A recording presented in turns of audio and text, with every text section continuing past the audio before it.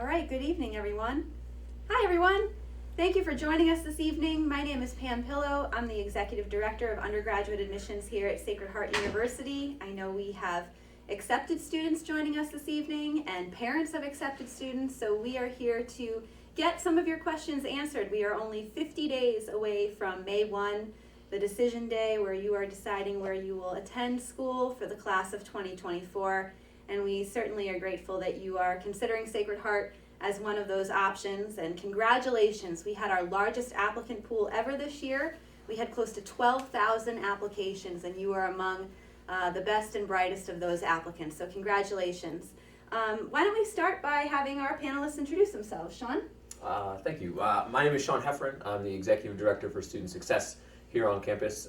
You can ask me any kind of questions regarding academic experience. I've worked in the College of Business, College of Arts and Sciences, currently working for the Provost and Student Success. Also coached the club baseball team for 7 years, so if there's any questions about that, happy to field them as well. Great. Okay. Julie? Hi, I'm Julie Savino, and I'm Executive Director of University Financial Assistance. I'm actually an alumni of the university as well as a parent of an alumni of the university. So I certainly have been where you are as well as parents, as well as a student.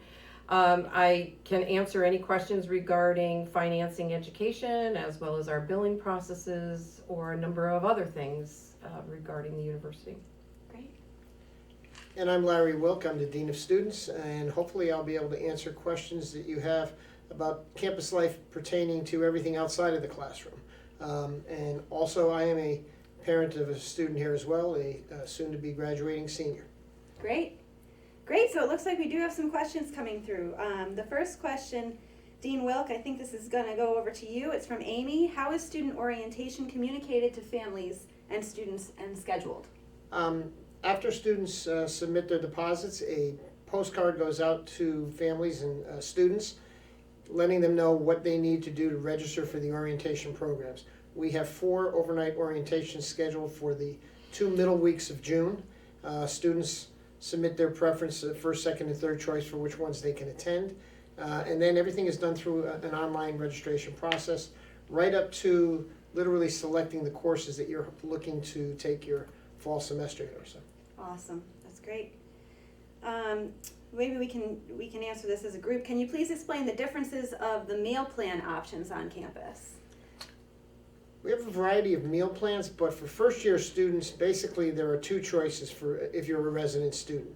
The Pioneer plan, which is kind of not the high-end plan, but it's the plan that allows students to have the most number of meal swipes and dining dollars on their plans, is required for all first year residents.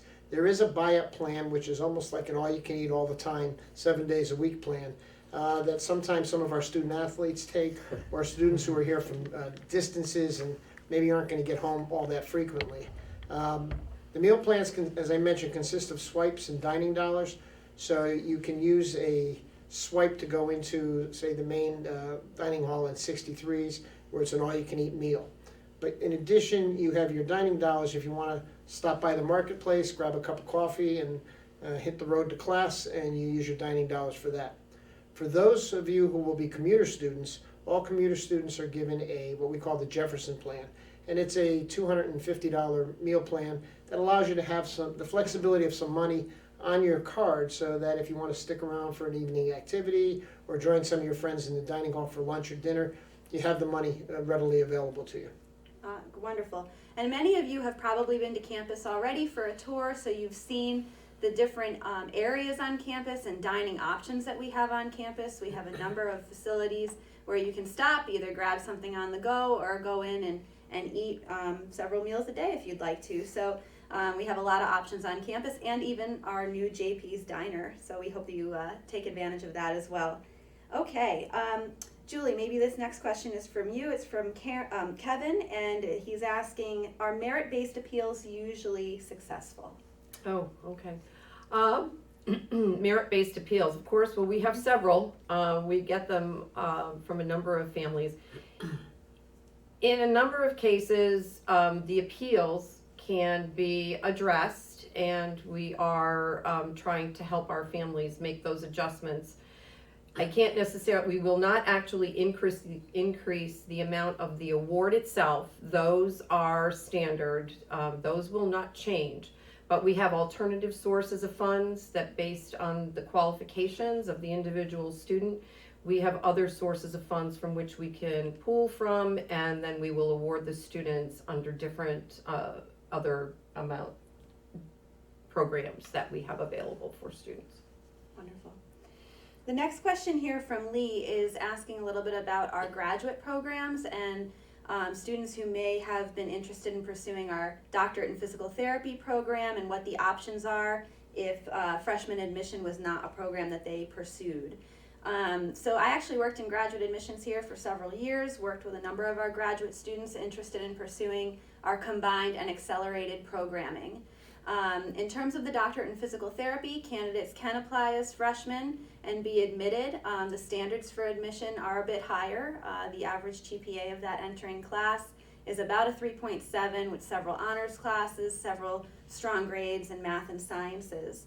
But they can come in and then go to the DPT program. If candidates weren't admitted to the Freshman Admit Doctorate in Physical Therapy program, they can reapply to the Doctorate in Physical Therapy when they become juniors if they're on the 3-year track, or as seniors if they're on the 4-year track.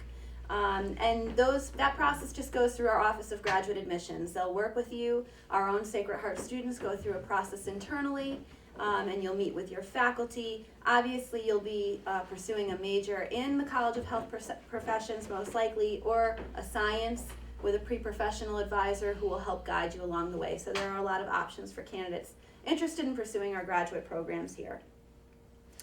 Next question is Isabel wanting to know a little bit more about programs for students with undeclared majors. Sean, I don't know if maybe you have some expertise in this area with the students you work with. Yeah, sure. So I'll start off by saying it's perfectly appropriate for someone who's 17, 18 to not know what they're doing for the rest of their lives. So having this exploratory idea that you're going to come to college and figure out what you want to do is wonderful. I often say, don't listen to people who tell you you have to pick a major and you got to do it today.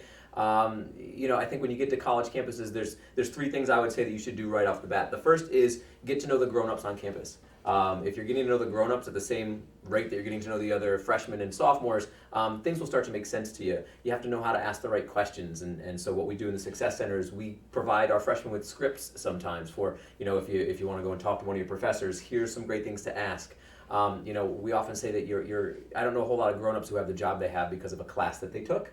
And so finding out what you want to do for a career isn't necessarily based on your major, it's based on your experiences. So, talking to grown-ups, finding out, what sort of experiences we have to offer. There are so many clubs and organizations, both academic and social and community-based and that sort of thing, where you're going to get experiences actually doing things that you'll be able to kind of figure out, I liked doing this and I didn't like doing that. So I think in short, it's talk to your professors is number 1, get involved on campus and start doing some things and find out what works for you. And then what's going to end up happening is you'll have within that academic realm some opportunity to sort of explore some of the theory and pedagogy behind some of the things that you're doing. We currently have a student right now sitting behind this camera who is a perfect example of that. Someone who's working and doing and found out that he really liked working behind the camera, and both inside and outside the classroom gave him an opportunity to kind of figure that out. You'll meet him afterwards. I'll make him pop up and say hi. That's great. Next question is whether or not freshmen are all assigned an academic advisor. Yeah. And yes, they are. Yeah, that's an easy one. Yes, yeah. Absolutely. They absolutely are. And actually we have students who might have a couple of folks that they can go to if they have questions, if they're on a pre-professional track. Even our athletes, our Division I athletes, there is some academic support right within our athletic center as well. All right. Stacy is asking, can students craft their own schedules in terms of the times of classes? So for example, if a student does not want super early classes, can they design a schedule that best aligns with their needs? Yeah, sure. I think a good way to start that is it all depends. First year, first semester, everything is pretty much done for you. We do have athletes, obviously, who have certain practice times and even sometimes days of the week where they have to travel. So, we work with athletics to make sure that the class schedule does not conflict with practices and games and such. But after the first semester freshman year, freshmen and all students have an opportunity to sit down in a student planning system, work with their academic advisor, and work with us in the Student Success Center to choose and select the types of courses and the times and dates that they want. But there's no necessarily guarantee that you always get your first choice. So what we do is we work with students and we say this would be your ideal schedule. And the software that we use is actually really great in that if you don't get your ideal schedule, you can click a button. It will show you other options of classes on different times and days that would work for you. We also do offer occasional online courses. We don't recommend them often for first year students because part of the experience is getting to sit down and meet other students in the classroom. But we do offer online courses as well, which allow a little bit more flexibility for students who may have to work or commute. Wonderful. Dean Wilk, we have a question about housing, a little bit more explanation about what the options are for freshmen, and also if students are guaranteed housing for 4 years. So for the coming year, we have 5 resident halls that will be completely dedicated to our first year students. 2 of them are kind of the more traditional double loaded corridors right across from the main academic building, and for what a lot of our students like also, right across from the main dining hall. So kind of roll out of bed, roll to breakfast, and roll right to class. We have our 10-story high-rise Roncalli Hall across the street, which is primarily comprised of all of our living learning communities, and we have 5 different living learning communities at present up in Roncalli Hall. Toussaint Hall and Bergoglio are our 2 newest first-year resident halls. Toussaint is our hall that we use for our honors students. It's our honors living learning community.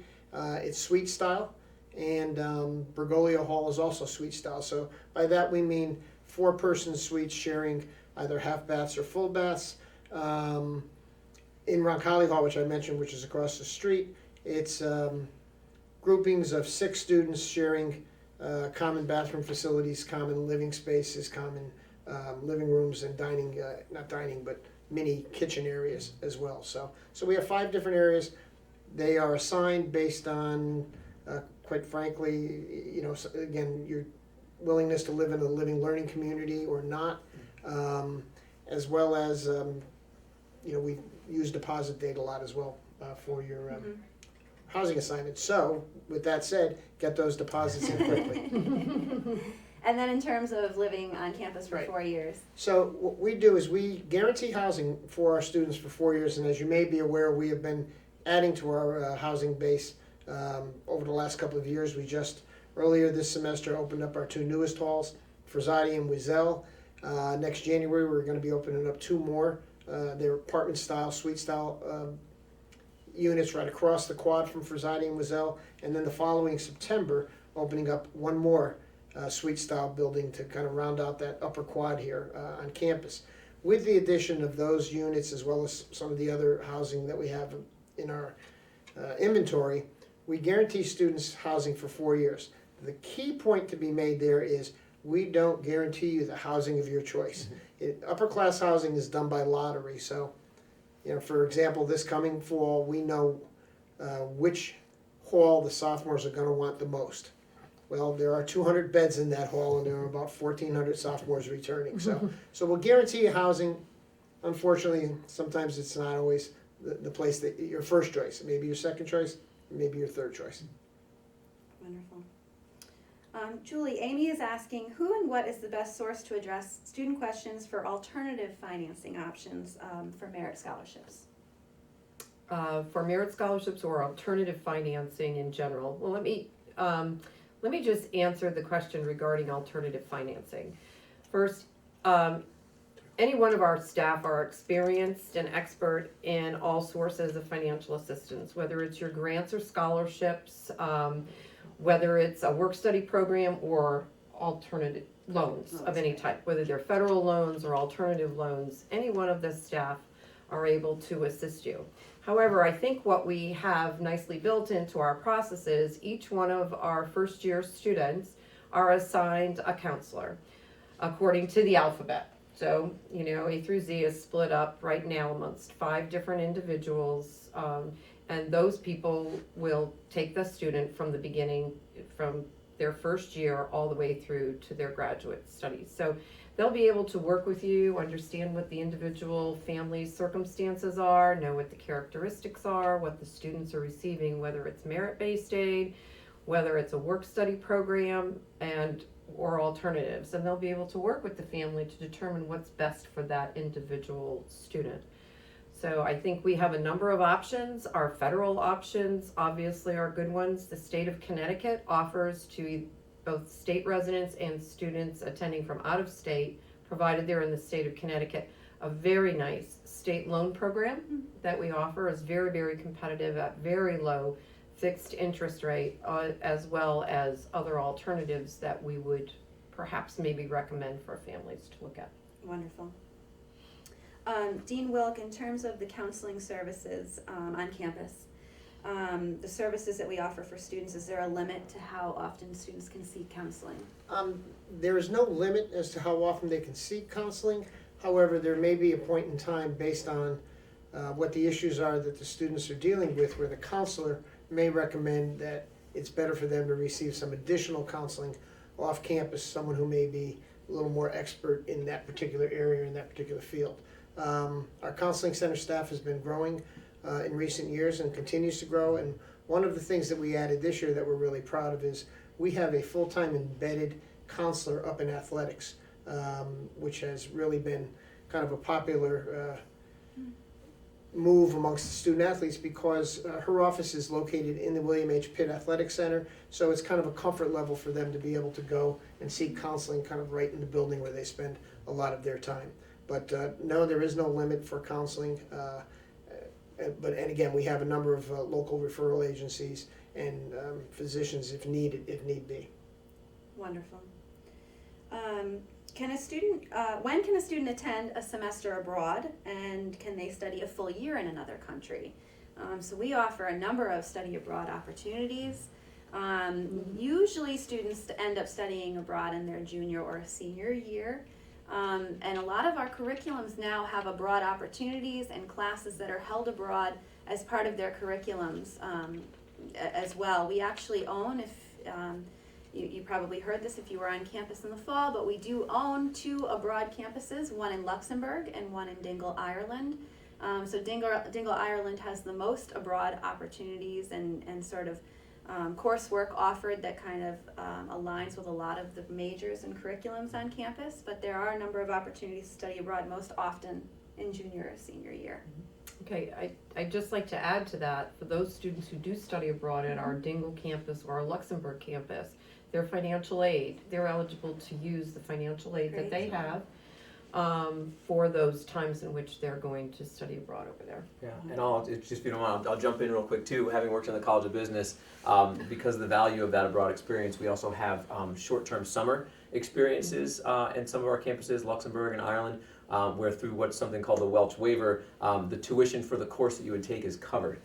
So essentially, families would just pay the flight and the housing over there, and it sort of ends up being about the equivalent of taking a summer class on ground here in the United States, of just covering those costs. So students get to take 1 class, 3 credits, and spend a short time taking 1 class in Ireland or Luxembourg. We just received a question from Tracy regarding the honors program. If a student wasn't accepted to the honors program, if there is another opportunity to apply to the honors program, the answer is yes. Students can apply once they're here as freshmen. There is a separate application process into the honors program, so we do encourage our candidates to do that. Another question, should we send our deposit in before we hear about our appeal for additional funding, Julie? Well, that's a matter of personal choice, of course. It's hard to say. But your depositing certainly would not influence, say, for example, if you deposit that we're not going to honor your appeal or we're not going to work with you. That certainly is not the case. I will mention, which I didn't mention earlier, in the appeal process, last year we honored more than 85% of the appeals that came to us. So there is an opportunity, we don't necessarily honor them all, you know, there are circumstances by which we simply can't, but for the majority, we actually have, and it wouldn't matter whether you deposit it or not, we will look at those equally. Wonderful. Dean Wilk, a question from Tina about roommate selection, when that might take place. So roommate selection takes place after orientation. When students come to orientation, we give them all the information of how the housing process works and the roommate selection process. But more importantly, what orientation allows every student to do is to attend an overnight session with approximately 450 other classmates, incoming classmates of theirs. So they get to make some connections, meet some folks. They may, prior to that, meet some individuals on our class Facebook page, and then connect with them at orientation, see if it's a fit or not, and then make their selection from there. If that doesn't happen at orientation, we also have an online process, a little bit akin to speed dating, if you will, where you can maybe try to find your match and then go in as roommates, or maybe you connect with someone, meet with them over the summer, have some phone calls, whatever it may be, and feel comfortable. Roommate, the final part of the roommate selection process is usually around in mid-July, where we notify you confirming your roommate and confirming your housing assignment. Wonderful. And if you haven't yet joined the Accepted Student Facebook page, you certainly are encouraged to do so. It's the Sacred Heart University class of 2024. Students are already beginning to interact quite a bit on that page, so we do encourage you to join that. Sean, if you don't mind answering a question from Andrea, what type of services do you offer students with a learning disability or who have an IEP? Great question, Andrea. So any student who has either a documented disability or a student who may become injured here on campus, concussions, we have athletes who may have broken an arm and then require temporary accommodations. We have what's called the Office of Student Accessibility.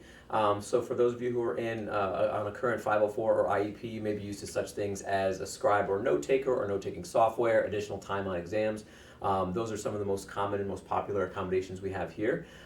If you're on our website and you want to look for more information, simply in the search bar type in the word accommodations. We have a wonderful woman in charge of that office named Beth Skajinski. It's just easier to spell accommodations than it is Skajinski. So just type in accommodations, it'll take you right to all the information that you would need. The one thing that's important to remember is we don't just accept the 504 or the IEP and say this is what we're going to use for a lot of different reasons. One of which is some students haven't been diagnosed or haven't been examined since like 5th grade, and so we want essentially an updated medical documentation. So all that information is on there, but essentially the best part of it is you and your family would sit down with Elizabeth Skajinski and go through what's worked for you in the past and what you think you need based on that medical documentation, and we sort of tailor a plan to make sure that that those accommodations are in place, and then we communicate that with the faculty as well. Okay. A question from Christine about interest in becoming an RA, or a residence assistant in one of the halls, and the process when the timing takes place. Right now. So the process for our RSAs, and we call them resident success assistants because we want them and the students to understand that they are there in the resident halls to help our students to succeed, particularly in their first year here. That process, if you're a freshman and you feel that you want to become an RSA, at the end of the fall semester we begin accepting applications for the following year, but at times we are also filling positions for the spring semester. Some students may have decided to go abroad last minute and spots open up, so there is a chance for a first year student to be selected for the spring semester, but at a minimum, typically in December, we put out the application process. We come back in January, we begin the interview process. We go through some group processes as well. And by the start of spring break, we have selected and placed all of our new RSAs for the coming year. And the key reason for that selection by the start of spring break is because that is also the time by which you need to put in your housing deposit for the following year. So you need to know if you're going to be living with your friends or if you're going to be working as an RSA for. So and again, spring break is usually starts around March 1st, so the process is all wrapped up by then. Mm-hmm. Okay. Oh, we got a question from Kevin asking about this weekend's accepted student events in light of the coronavirus. The university is taking a number of precautions in light of the coronavirus. We are still scheduled to have our accepted student events, but in order for our families to feel comfortable as they come about campus, we are making sure that we limit the groups in size and ensure that there's a continuous flow throughout campus and ability to interact and see what you need to see and get your questions answered on campus without coming in close contact with others. So yes, our events are scheduled and we'll be in touch with additional information if you are registered for the event about our upcoming agenda for the weekend. Amy's just wondering, Dean Wilk, if we can elaborate a little bit more on counseling services, wellness center in general, access for the students, Okay. timing. So our counseling center is open Monday through Fridays from 8:30 to 5. We have a staff currently of 8 counselors on staff, as well as one individual who oversees all of our educational processes out of the counseling center. And included under that are our peer educators. So we have a group of students who we work with who do a lot of programming on campus about various topics related to student wellness, student well-being. The counseling, in addition, we have a psychiatric nurse practitioner who comes in once a week to meet with students. Basically, those are students who may be on various medications, and so she's just monitoring them and making sure that they're, if they need prescription refills, whatever it may be, she's seeing them on a weekly basis. The staff covers a variety of topics with our students. Our students are presenting with a number of issues that basically are common to this this age of students coming out of high school, transitioning to college, and it's a whole new world for our students, particularly those who are living here, being away from home for the first time. They experience all kinds of emotions from the start of the academic year to different ones as the year goes on, whether it's towards finals or registration processes or roommate selection or relationships. There's just a wide range of topics that our counselors meet with our students on. The key point that I want to make too is it is all confidential. So students who are 18 and over who make an appointment meet with a counselor, and the only 2 individuals who know what is said in any of those sessions are the student and the counselor. So I think that's a key point, and it's critical that we obviously maintain that confidentiality for a lot of reasons, but most importantly, for the students to feel comfortable going in and meeting with our counseling center staff. Again, I think we provide a great service for our students. Students are more and more less inhibited about going to counseling than they were 10 to 15 years ago, and that's a good thing. That's a positive thing. We want to encourage students to go. We have a number of our staff, whether it's academic or support services, who are constantly monitoring our students and making referrals to our counseling center staff, or to the point of taking a student saying, let's take a walk over and I'll introduce you to someone over there. This isn't a question, Dean Wilk, but you bring up a good point about the transition to college. This is the biggest change that our students experience mainly up until this point, and we do have a lot of programs put in place to aid in that transition. We have a freshman year experience taught by staff on campus. I've taught in that program. Sean, you have too. So it's a program that allows students to sort of perfect their skills in time management, talk about the transition to college, and also gain some helpful skills, in addition to getting to know staff members and resources around campus for them. I was just going to add, kind of following up on the question earlier that Sean had regarding academic advisors. So in addition to the academic advisor, once the students come in as freshmen, they're going to also have their first year experience instructor who will be working with them, kind of hand in glove with the academic advising folks. And in addition to that, there is a first year mentor in the class working with the instructor. Excuse me, those mentors are all of the young men and women that you will meet when you come for orientation. So our orientation leaders in the summer transition to first year, experienced student mentors in the fall, and we work with all of the first-year students for the first 8 weeks in the classroom, but we all stay in touch with them throughout the academic year. And if there are any parents who are concerned or think that your students might need a little bit of extra time in that transition, or if you're a student and you're thinking you want a little bit of a jump start, we also offer an array of pre-fall programs which begin the week before classes start. And it's essentially, yourself and anywhere between 40 and 80 in the College of Business one, other incoming freshmen who are all here 1 week before classes start to get to know campus. We have one called Start Strong, where we basically teach note-taking skills, study skills, how to write a college level paper, how to give a presentation. So you basically know what to expect in the classroom. But there are a lot of other types of pre-fall programs as well: College of Business, Arts and Sciences, Yeah. Community great Connections. one for the question that asked about undecided earlier. Yeah, Sure. The Arts and Sciences one really is kind of to help you delve into what it is that you might be interested in yeah. majoring in here. So in terms of transition and the support, I think you're hearing there's a lot of support that starts the week before you get here, starts at orientation really, with all the people you're going to start to meet. And then once you get here as well, there are a lot of people that you can reach out to in terms of continuing to manage that transition all throughout the fall semester.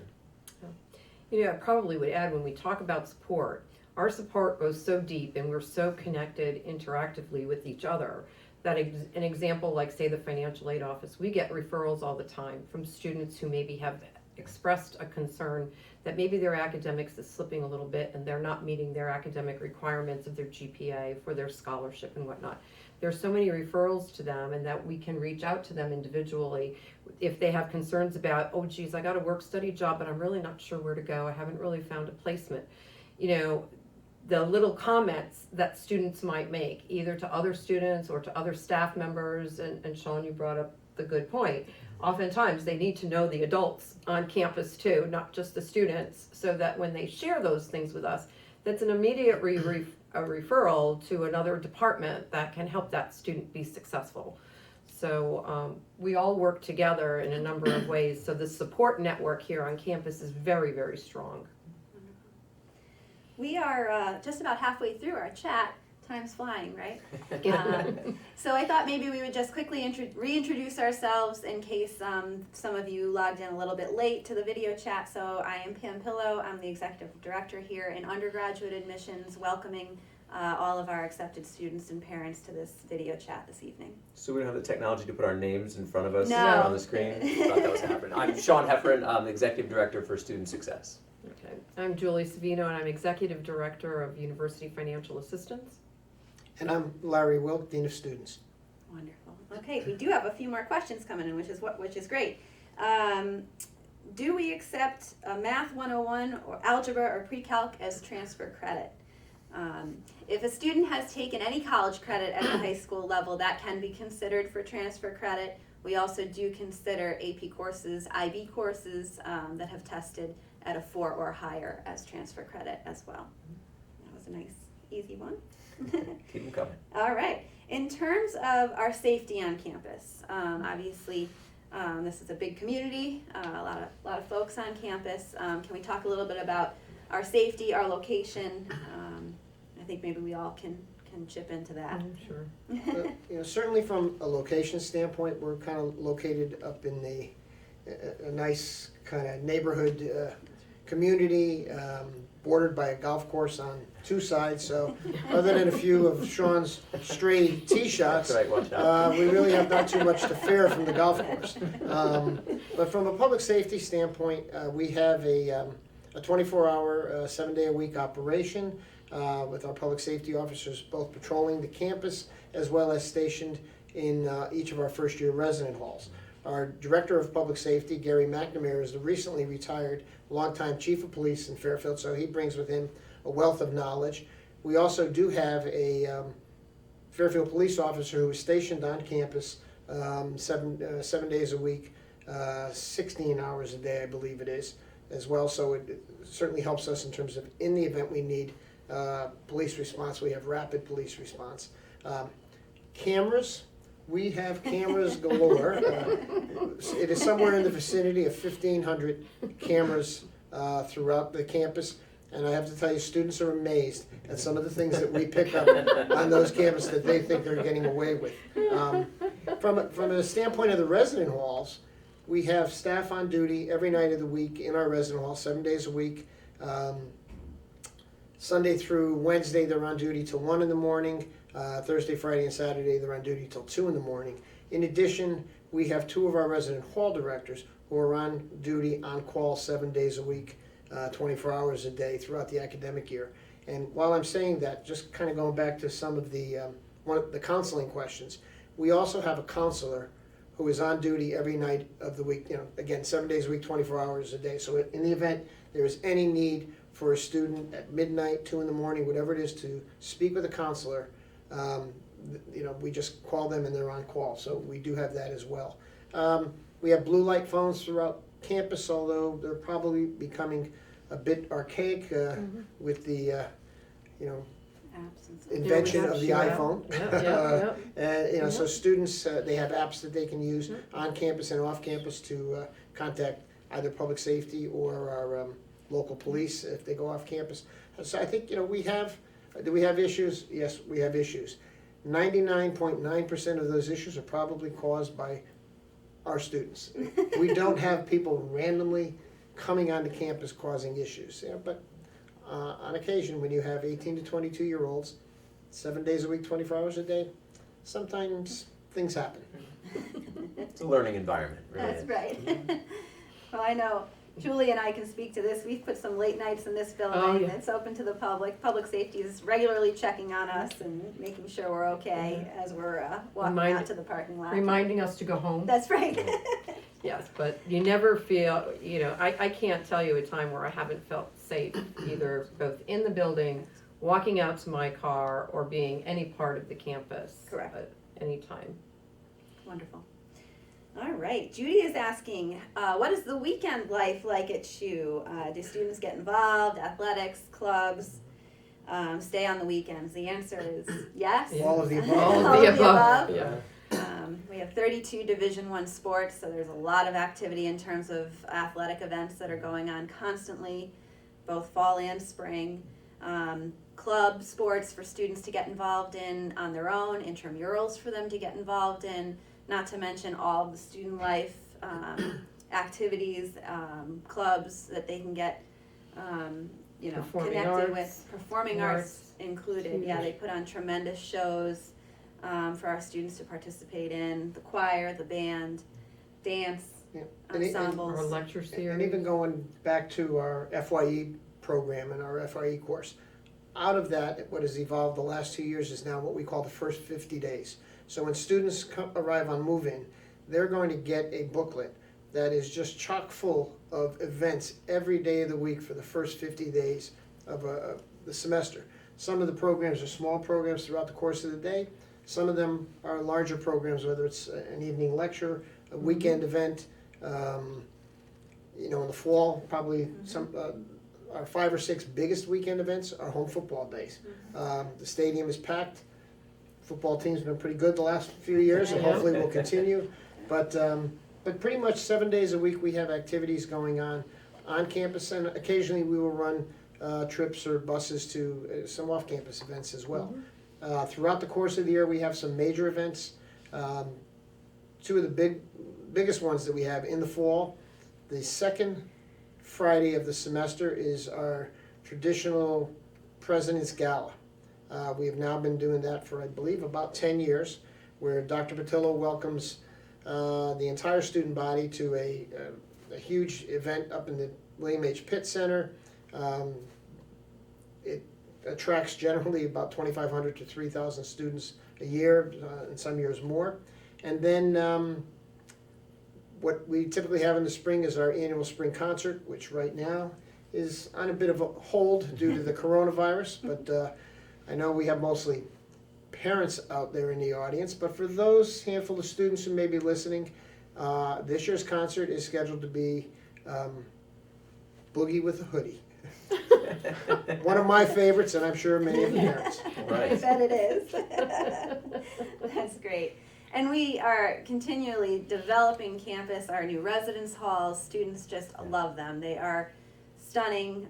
They have the amenities that I would have loved to have had when I was a student here, and it wasn't that long ago. Well, maybe it was that I was a student here now after all.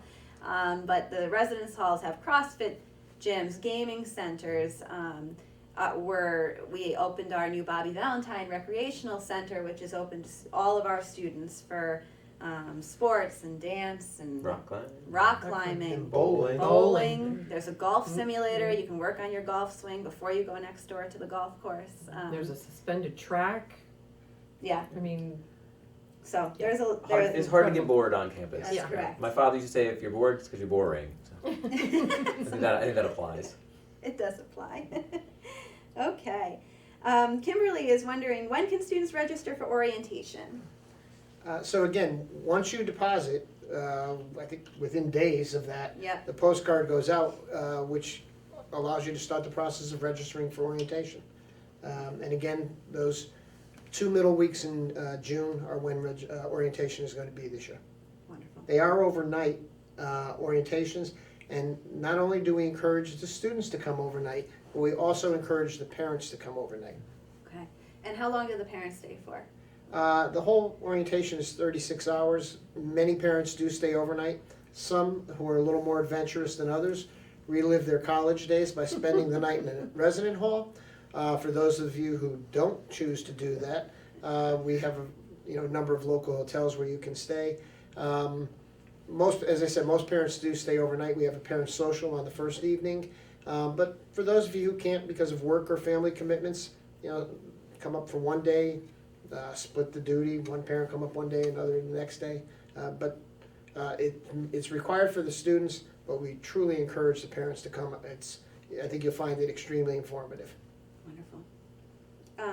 Sean, maybe you and I can talk a little bit more Sure. about our pre-fall programming. Okay. You talked a little bit more about that, and we do have a number of pre-fall programs. They're a great way to get introduced into college life. You move in a little bit earlier, you're settled, you get into your program, learn more about your program, just the benefits of pre-college. Yeah, so for the students who may be listening, I think the best benefit for you right now is if you can imagine walking the halls of Sacred Heart, in the first week when everyone's new and trying to figure everything out, you have 40 other people who are going to walk by you and say hi and call you by name and say hello. Or you'll walk into the dining hall and there's 40 other people who are going to invite you to come and sit down and eat because you've met them. You've already been through some of that transitional stuff before classes start.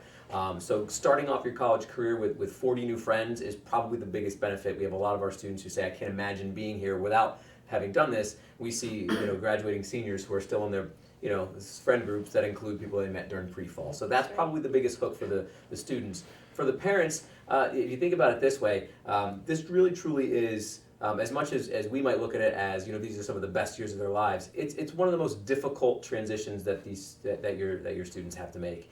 And arriving a week early, not only learning more about the campus, where their classes are going to be, they're going to have exposure to, again, those adult figures that we talked about as being so important to that transition. So we have faculty panels, we have faculty and staff mentors and advisors to all these programs. They're really going to be learning how to navigate this whole thing when there's zero pressure involved. Students feel a lot of pressure when it comes to handing in a paper or sitting down for an exam. And so if the first paper they have to write, there's no grade attached to it, that's a pretty stress-free paper, and they're learning how to do it in that stress-free environment. And so we really try to make sure that by the time classes start that following week, our students really have a general comfort and confidence to kind of step into something that it's going to be pretty tricky for them. So it really does establish a success, and I'm not sure, I've done the numbers on last year's pre-fall program, but the retention rate, i.e. students who finish their freshman year and come back again for sophomore year of our pre-fall programs is over 95%. So what we're looking at is almost all the students who are in a pre-fall program have found some way to connect to the university that's going to help them through those difficulties that are going to happen freshman year. They've found the resources to help them through that. So that's probably the pitch for the parents is it's really, really helpful in terms of getting your students connected. In addition to just the connection from the pre-fall program, Sean mentioned that word connect, and that's a big word for us around here. We want students to be connected both in and out of the classroom. So obviously, first and foremost, you're picking your major, or maybe even not picking your major, but a college that you wish to be a part of. And so that you get connected to the faculty there, to the group of students within that college. But just as importantly, we want you to be connected outside of class. Whether it is on a varsity or a club, a sport athletic team, a performing art, one of our Greek organizations, a club and an organization. Just somehow we want every student to kind of have their circle of friends both in and out of the classroom, as well as if you're a resident in your resident hall or if you're a commuter, part of our commuter population. So we try to literally, before you get to campus, have you connected in both ways as best as possible. It really does help, yeah. We also have a good number of students who connect with our community service program, and I think that's really huge. That has a pre-fall, and it also has with a stipend for students throughout the year to become more invested in how we operate as a university who's committed to serving our community in a number of ways. So I think that's also important to those students, and we can oftentimes combine that with a work-study offers to provide students some finances along with being able to pursue some of their passions or their commitment to continue to do that. So we're trying to make those connections in a number of ways so that the students can be successful and doing things. And one of the things that Sean mentioned regarding the students, I think what I've found over time with a lot of the students, where they're connecting with 40 students who also have similar interests, because they can pick pre-fall programs that appeal to them and other students who have those same desires or interests. So they really are brought together in a very, very special way, and have always commented back to us how comfortable they feel about being part of our community. And to find them, if you search for pre-fall programs on the website, you'll be able to find them, but we do talk about them at length at orientation. Applications for them aren't going to be due until after orientation, so just make sure you ask or you attend some sessions where we're talking about our pre-fall programs, but you can find some of the information on our website. If not now, then definitely shortly. Yeah. Wonderful. Joanne submitted a question. She understands that freshmen can't have vehicles on campus, but she's just wondering about our shuttle service and different opportunities for candidates to get around. So we have a pretty extensive shuttle service. We run approximately, I think it's 13 routes throughout the course of the week and weekends. In addition to moving our students from some of our off-campus housing areas, we also have a variety of campuses that we're moving students to, whether it's from the main campus and our Martiri academic building to our new West Campus facility or to our College of Health Professions facility about a half mile up the road. So the shuttle system does take our students around to all those areas. But in addition, we have daily runs to the Bridgeport Transit Center, which allows students who, in particular, are from Long Island to take the ferry home, back and forth if they wish to. But it also gets you to our Bridgeport train station, which connects with both Metro North and Amtrak. Those shuttles all run hourly, again 7 days a week. We do adjust the schedule to the trains, to the transit center seasonally because the ferry adjusts their schedule seasonally. In addition, we run a daily, what we call service route, which takes students to both the Westfield Mall, which is about a mile and a half off campus, as well as an area up on Main Street, which is called Brookside Shopping Area, which has, I believe it's a Stop and Shop. I may have the wrong grocery store on the top of my head. And a couple of places like that where students can do some shopping, maybe grab something to eat. There's a popular spot right across the street from there called the Merritt Canteen, which stays in business, I think, by virtue of the money they make from our students. And then on weekends, as I mentioned earlier, we do run large trips, but we also run shuttle trips to different parts of the area. Sometimes we'll run a Saturday trip to the local shopping outlets, maybe run a trip to downtown Fairfield. So we try to mix that up so students have an opportunity to kind of get off campus, experience the local area, but be able to move about. Great. We did have another question. I know we talked about this a little bit earlier, but the precautions that we're taking on campus due to the coronavirus and how that impacts our events for admitted students and tours. Our campus is open. We have put classes online for our students just to allow their ability and access to those classes in light of this unfortunate situation. But we are still running tours. We are welcoming visitors to campus, but we are making some adjustments to those tours. Obviously, our classes aren't in session. We are not taking folks through our residence halls at this time. So we are making some adjustments, and we are making sure that folks are in small groups that are manageable and we're able to move about campus. Luckily, the weather's been beautiful. We've had a very lucky winter, and it seems that spring is close around the corner, so it's been great to walk about the campus and be able to see the facilities in a comfortable manner in light of all of this. Okay. I know we've talked about orientation a few times, but we do send you information about orientation and how to register for orientation after you deposit. So our orientation dates, Larry, again, are in June. Again, it's the 2 middle weeks in June. I don't recall the specific dates off the Right, top of my head. But students have, there are 4 separate overnight orientations. We ask you to list your first, second, and third choice. We try to vary the dates because we know at that time of the year some students are involved in their own high school graduations, state championship or postseason athletics, or year-end type of banquets and celebrations at your own institutions, proms, and all of those things. So with the 4 dates, we're pretty much able to get everyone in, and typically we can honor your first or at least second choice. Wonderful. We have a question about our upper quad and when the construction will be completed on the final residence halls in the upper quad. So in terms of the upper quad, we opened Toussaint Hall. I think it's now in its 3rd year of operation. This past January, we opened Frassati and Wazelle Hall.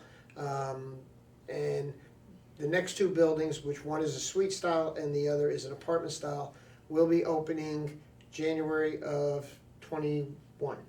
Yeah. I think what year we are. Yeah, Next January. And then the fall of 21, the 5th and final building, which again is also a suite style building, will be opening. And when that facility opens, it will also have a dining hall component to it as well. Wonderful.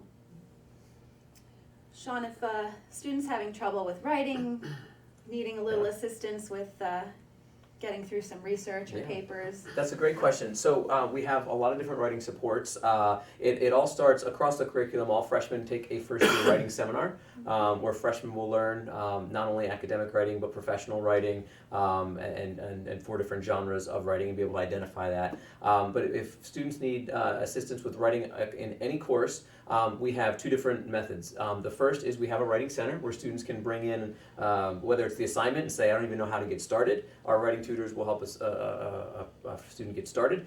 They can bring in a draft or a finished work and have our writing tutors go over it. And just so you know, our writing tutors are all faculty. They're all professors. They're not students. So we highly recommend that all students work with one of our writing tutors before they hand a paper in. What we always say is it doesn't make any sense for you to write a paper and hand it directly to the professor for a grade when you have someone in the writing center who can look at it first and make it a little bit better. The other part of it is we have what's called the online writing lab.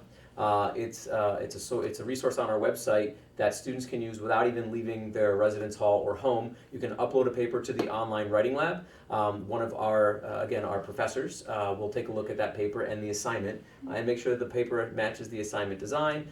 They don't edit these papers. It's not an editing service. It's essentially to teach you how to become a better, more impactful writer and give you paper back within usually about 24 to 48 hours full of feedback on how to make your submission a better paper. And what's great about that is they also send a copy of the feedback to the professor for your class. So now your professor sees that you're seeking extra resources. The draft that you turn in is going to be a second draft that's been revised by somebody who has a degree that can help you out. So we have both the Writing Center on campus and the online writing lab. Wonderful. Oh, we should talk a little bit about our engineering program. The facilities down at West Campus, which was the former General Electric headquarters. We actually just opened our Idea Lab down there.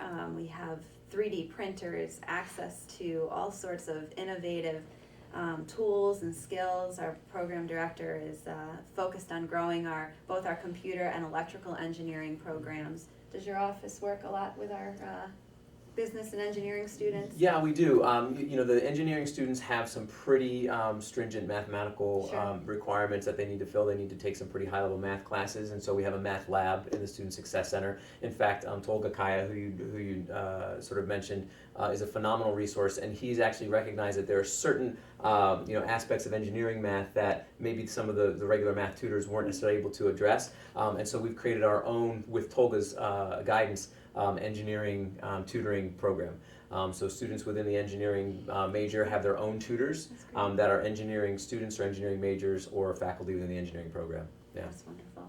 And our School of Engineering, Computer Science and Engineering is part of our Welch College of Business, which is very unique to have a College of Business and technology merged with it. It's to the future. Obviously, business and technology are needed to fuel the economy and business as a whole. So we're very excited to have that.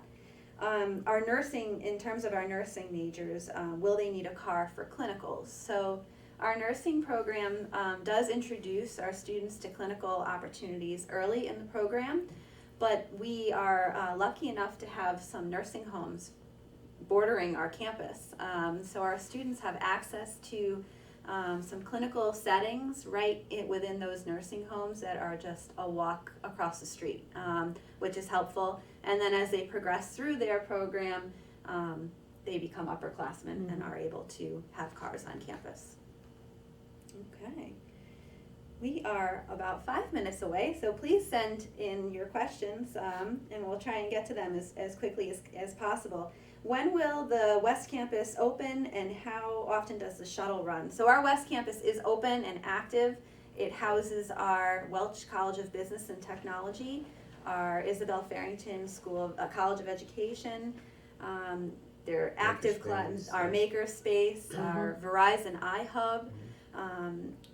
So it's open, it's active, classes are there, shuttles run daily, regularly. Food service. Yep, the shuttles start at 7 a.m. every day, and they run, so the first shuttle leaves campus at 7 a.m., and the last shuttle at night leaves the West Campus at 11 p.m., Monday through Friday. Weekends, it's still 7 a.m., but it leaves West Campus, I believe, at about 8 or 9 o'clock. What are the dining options on campus? Well, we Dining have options? several. Well, we have options galore. Earlier I mentioned 63s, which is our kind of main dining hall, more or less, say, freshman dining hall. It's an all-you-can-eat buffet-style facility. It also has a small area for those students who have allergies, gluten-free needs, where they can work with our dining hall staff to meet their needs. Up in Linda's, which is located in the McMahon Commons building, there is a food court which has 6 stations, 5 of which are constant and then 1 which changes every 2 weeks. Students kind of get the vote on it based on prior ones or interest that they may have in food. In addition, in the main building we have our marketplace, which is kind of a grab-and-go facility, a little bit of a convenience store, but it also offers all Starbucks products. So that's a popular spot in the mornings. After 24 years, one would think that I know our class schedule and would know enough when to go down there so I don't get caught in line, but I still have not figured that So do out yet. I. We have in the Martiri building Einstein's Bagels, which offers not only just bagels and breakfast food, but lunches as well throughout the day and early part of the evening. There is a Balanced Kitchen Healthy Food in the College of Health Professions, and we've recently opened an expanded market on West Campus. And last but certainly not least, there's a guy that walks around this campus wearing a bow tie. He happens to be the president of the university, John Patillo, and we have JP's Diner in honor of Dr. Patillo, who, for those of you who are from Jersey, believes that the best diners in America are from Jersey. And as a result, we have Taylor ham on the menu. That's right. That's right. I think I got all the dining facilities. I think you did. Yeah, we have Einstein's. We have a ton of options. Grab and go and eat in. So I think that will conclude this evening's chat. We'll end on food. It's time for dinner, right? That's it. Yeah. But we thank you all for logging in, joining us this evening. Again, congratulations to all of our admitted students. Please do continue to check our website for updates about our admitted student events.